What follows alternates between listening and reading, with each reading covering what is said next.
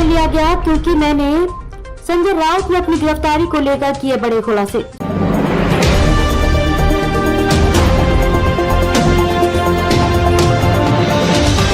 नमस्कार, मैं आपके साथ अंजना और आप देख रहे हैं नेशनल न्यूज नेटवर्क। आइए नजर डालते हैं आज की खास खबर पर। संजय राउत ने अपनी गिरफ्तारी को लेकर बड़ा बयान दिया है। संजय राउत बोले कि आप जानते हैं कि मुझे जेल में क्यों डाला गया।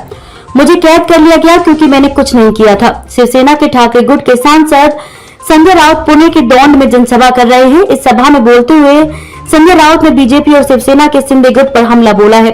उन्होंने ये भी दोहराया कि यह सरकार विपक्ष की आवाज दबाने के लिए ईडी और सीबीआई जैसी एजेंसियों का इस्तेमाल कर रही है। इस दौरान संजय राउत ने अपनी गिरफ्तारी को लेकर बयान दिया। राउत ने गिरफ्तारी की वजह बताई। क्या बोले संजय राउत?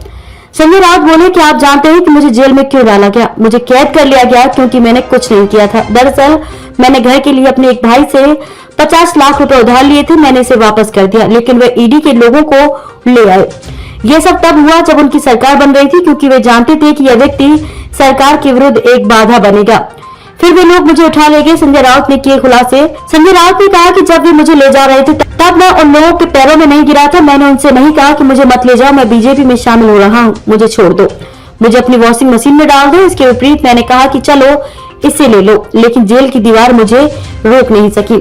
शरद पवार का बयान। एनसीपी अध्यक्ष शरद पवार ने बुधवार को कहा कि महाराष्ट्र सरकार को स्थानीय ग्रामीणों के साथ बातचीत करनी चाहिए, जो तटीय रत्नागिरी जिले में एक रिफाइनरी परियोजना का विरोध कर रहे हैं। उन्होंने कहा कि यदि उसके बाद भी समस्या का समाधान नहीं होता है तो वैकल्पिक स्थल तलाशा जाना चाहिए।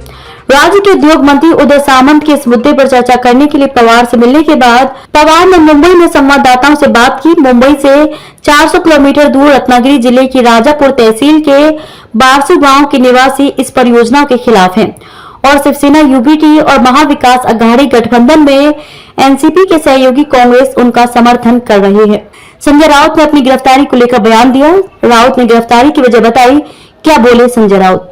संजय राउत बोले कि आप जानते हैं कि मुझे जेल में क्यों डाला गया। मुझे कैद कर लिया गया क्योंकि मैंने कुछ नहीं किया था। दरअसल मैंने घर के लिए अपने एक भाई से 50 लाख रुपए उधार लिए थे। मैंने इसे वापस कर दिया, लेकिन वे ईडी के लोगों को ले आए।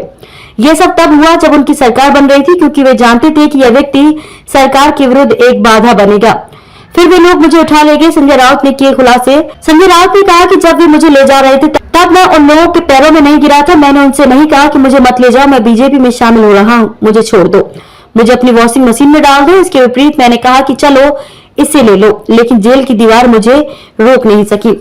शरद पवार का बयान। एनसीपी अध्यक्ष शरद पवार ने बुधवार को कहा कि महाराष्ट्र सरकार को स्थानीय ग्रामीणों के साथ बातचीत करनी चाहिए, जो तटीय रत्नागिरी जिले में एक रिफाइनरी परियोजना का विरोध कर रहे हैं। उन्होंने कहा कि यदि उसके बाद भी समस्या का समाधान नहीं होता है तो वैकल्पिक स्थल तलाशा जाना चाहिए।